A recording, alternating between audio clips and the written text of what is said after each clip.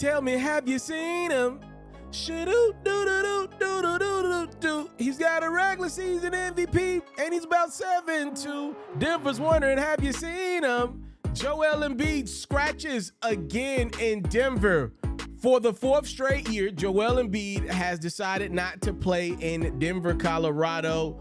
Nuggets hosting the Sixers. Jamal Murray like, okay, we're going to go to work. Murray nailed 6 3-pointers in this one. He had 23 points. Well, Jokic didn't get a chance to get his get back on Embiid. He just took it out on the Sixers that did play as he finds Aaron Gordon inside. By the way, no Tyrese Maxey, no Tobias Harris for Philly either. The Sixers just took a night off as Marcus Morris, Patrick Beverley, and Kelly Oubre take advantage of the opportunities given. The Sixers actually had the lead shorthandedly against the Nuggets in this one, but not for long as Murray and Jokic decide to go into that bag, that same Birkin bag that helped his Nuggets squad win a championship, which is what Embiid and Philly still yearn after. Third quarter, it's Jokic. 26 points, 16 rebounds, 7 assists for Nikolai. Paul Reed was channeling his inner Embiid in this one. Paul had 30 points and 13 rebounds, but it wasn't nowhere near enough because Jokic and the Nuggets said so. It's Nikolai making plays for himself and helping making plays for others. Michael Porter Jr. nails the three. Oh, there he is. It's Embiid in a very nice Louis Vuitton fit, by the way. Not on the court, but he had it on. Sixers fall to the Nuggets. I guess you can kind of throw this one out because the big three in Philly didn't play. 111-105 is your final. If you are like me and love flexing your NBA knowledge, you should head over to the best place to play fantasy sports. That's Underdog Fantasy. For me, I love the pick'em game. It's super simple to play too. All you gotta do is go to the Underdog Fantasy website or app, pick whether a player will have a higher or lower stat line for that game, get all your picks right, and you can win up to 20 times your money. And when you sign up, if you use my code Ferro, your deposit will get doubled. You can't beat that. Again, head over to today's sponsor, Underdog Fantasy's website or app, use my code Ferro, and your first deposit will get doubled. So nobody's going to talk about what Joel Embiid did over the weekend. For the fourth straight year, he was a no-go for the Philadelphia 76ers road matchup in Denver, Colorado against the Nuggets.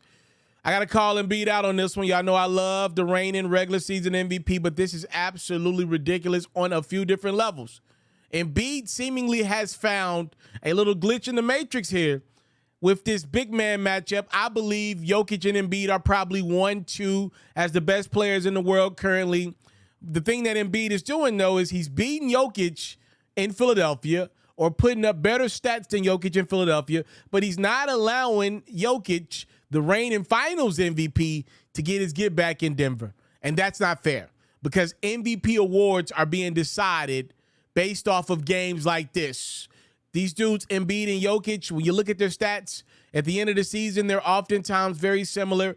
Jokic may have the slight edge in numbers, but Embiid's going to average more points per game, and he's going to probably have more impressive games that as a fan you think about versus Jokic. And again, also with Jokic, you got to keep in mind, he's not going to be a guy that has a lot of highlight dunks a part of his package, a part of his highlights. He's much more of a finesse big man. He can bang, but he's not going to wow you with highlight plays outside of his passes. So Embiid not playing in Denver, Colorado is 1,000% times over hurting Jokic's chances of winning regular season MVPs. And I've had enough of it. I'm going to be honest with you guys. If the MVP race ended today, to me, the regular season MVP is Joel Embiid. I think he's clearing away had the best season of any star player in the NBA. I probably got Jokic or SGA as number 2 on my list.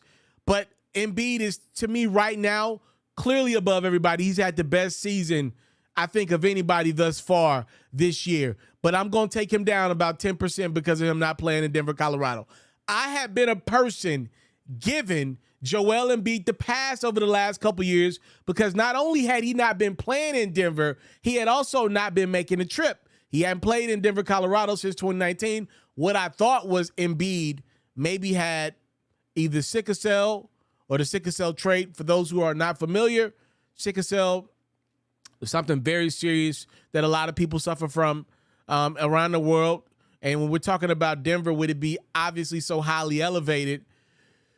Pretty much, I've had this happen to multiple family members. If you go to Denver, Colorado, if you got the sickle cell trait and you're, not aware of said trait or not aware of how it can attack your body, essentially it kills cells early and it stops the blood flow from moving throughout your body the way it's supposed to move. So it could be very serious. I'm talking about you be in the hospital. If you don't take care of it, if you don't get it treated quickly, you could pass away in Denver, Colorado, because how highly elevated it is there in Denver. I thought Joel Embiid maybe had sickle cell. Now, again, you could argue, okay, he played in Denver before. Sickle cell is not something that just randomly in the middle of your 20s you get. Like, this is something that would have been developed since birth. I don't think the sickle cell thing applies to Joel Embiid right now, because this game specifically, as of an hour before, Joel Embiid wasn't even on the injury report for Philadelphia. That's why the NBA is investigating him not playing against the Nuggets this time around, because, again, the man wasn't even on the injury report up until an hour before the game, and it just so happens out of all games, the Sixers decided to not only play Joel Embiid, but there was no Tyrese Maxey, there was no Tobias Harris. They pretty much said, we just throwing in a give me game to the Nuggets, and I think it's pathetic. And I'm gonna be honest with you, I don't know if the Nuggets are going to get back to the finals. I don't know if the Sixers are going to get to the finals. I would pick the Nuggets as the favorite out west. Philadelphia, not so much, even though they're having a fantastic regular season. If these two teams were to face off in the finals, I do believe the Sixers will regret not playing in Colorado if there are some type of fears or something that they don't want to get over the hump with in Denver, Colorado, non-sickle cell related, because it doesn't appear that that's the case, right? If there are some type of fears that the Sixers are dealing with, the fact that they pretty much have been no-shows over the last few years in Denver, especially this year, I don't think it will bode them well. Like, literally, I'm joking with a couple of my friends. I'm like, they're going to literally have to get home court and win every game in Philadelphia, because Joel Embiid ain't going to play at Denver if these two teams were to face off in the NBA Finals. I'm sorry. I got to knock my guy Embiid 10% in the MVP conversation. That was ridiculous. I don't think enough people are talking about it, if we're going to be honest. Embiid did it the right weekend of the year. He did it the weekend of the conference championships in the NFL. There was a lot of other news going on as well, but if we're talking about just from a sports perspective, nobody got on their televisions on Monday morning and talked about Joel Embiid not playing a January regular season game against Nikola Jokic, because everybody's talking about the Kansas City Chiefs or the Baltimore Ravens or the San Francisco 49ers or the Detroit Lions. That's the truth of the matter. So he did it at the absolute right time. Nobody will remember that game because nothing happened. If the matchup would have took place, then I do believe that would have been a matchup that MVP voters would have looked at the end of the season, but it didn't take place. It didn't happen. And Embiid knows he's kind of figured out a formula here. He can still win that MVP award for the regular season, even if he doesn't go against Jokic in Denver. And I don't like that. That's whack to me.